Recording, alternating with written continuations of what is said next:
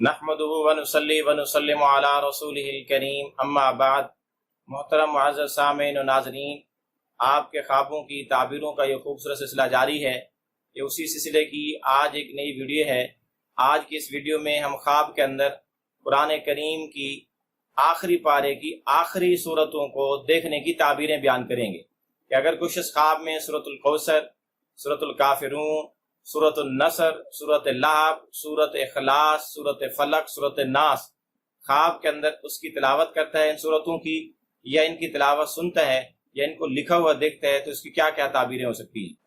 جس شخص نے خواب کے اندر سورۃ الکوثر کی تلاوت کی یا اس کی تلاوت سنی، تو اس کی تعبیر یہ ہے کہ یہ خواب دیکھنے والا اپنے دشمنوں پر غالب آئے گا اور آخرت کی فکر اور یاد میں بیٹھنے والوں کی مجلس میں بیٹھا کرے گا۔ اسی طرح اس خواب کو دیکھنے والے کی ایک تعبیر یہ بھی ہے کہ یہ خواب دیکھنے والا اللہ کے ہاں بہت زیادہ اجر و ثواب پائے گا۔ اسی طرح اس خواب کو دیکھنے والے کی ایک تعبیر یہ بھی ہے کہ یہ بہت بڑا مالدار ہوگا، اللہ پاک اس کو خوب مال عطا فرمائیں گے۔ اسی طرح جس شخص نے خواب کے اندر سورۃ الکافرون کی تلاوت کی، تو اس کی تعبیر یہ ہے کہ یہ کافروں سے دشمنی کرے گا، ان سے جہاد کرے گا، ان سے لڑائی کرے گا۔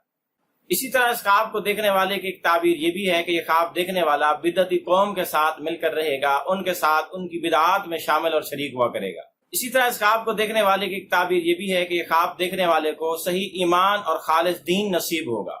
اسی طرح جس شخص نے خواب میں سورۃ النصر کی تلاوت کی یا اس کی تلاوت سنی، تو اس کی تعبیر یہ ہے کہ اگر یہ بادشاہ، حاکم، وزیر ہے، رئیس افسر ہے، تو یہ ملک اور شہر فتح کرے گا،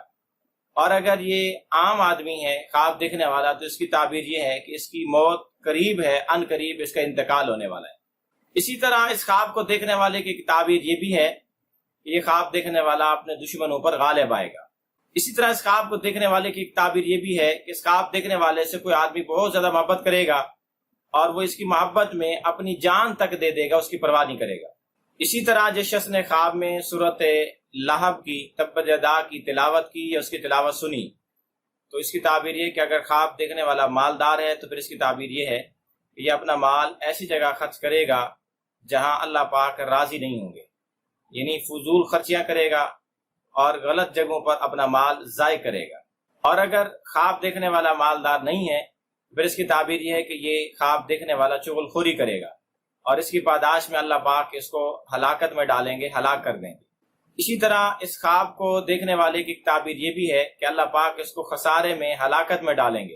یعنی اس کا مال نقصان میں جائے گا اور ضائع ہو جائے گا۔ اسی طرح اس خواب کو دیکھنے والے کی تعبیر یہ بھی ہے کہ اللہ پاک اس کو ایسی عورت دیں گے یا ایسی عورت پر یہ حاوی ہوگا جس میں کوئی خیر اور بھلائی نہیں ہوگی۔ اسی طرح جس شخص نے خواب میں سورۃ اخلاص کی تلاوت کی یا اس کی تلاوت سنی،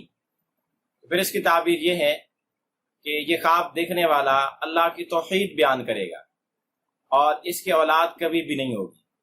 اور سارا خاندان اس سے پہلے دنیا سے چلا جائے گا اور یہ سب سے آخر میں جائے گا، یعنی لمبی عمر پائے گا۔ اسی طرح اس خواب کو دیکھنے والے کی تعبیر یہ بھی ہے کہ اس خواب دیکھنے والے کو اسم اعظم کا علم ہوگا اور اللہ پاک اس کی برکت سے اس کی دعائیں قبول فرمائیں گے، اس کو مستجاب الدعوات بنائیں گے۔ اسی طرح اس خواب کو دیکھنے والے کی تعبیر یہ بھی ہے کہ اللہ پاک اس کو پکی سچی توبہ اور صحیح اور خالص ایمان اور دین نصیب فرمائیں گے۔ اسی طرح اس خواب کو دیکھنے والے کی تعبیر یہ بھی ہے کہ اللہ پاک اس کو اشارہ دے رہے ہیں کہ اس کی زندگی ختم ہو چکی ہے اور اس کی عمر مکمل ہو چکی ہے، اس کی ان قریب وفات ہونے والی ہے، اس کو موت کی تیاری شروع کر دینی چاہیے۔ اسی طرح اس خواب دیکھنے والے کی تعبیر یہ بھی ہے کہ اگر یہ خوف میں ہے تو امن پائے گا، اور اگر مظلوم ہے تو اللہ پاک اس کی داد رسی فرمائیں گے، اس کی مدد و نصرت فرمائیں گے۔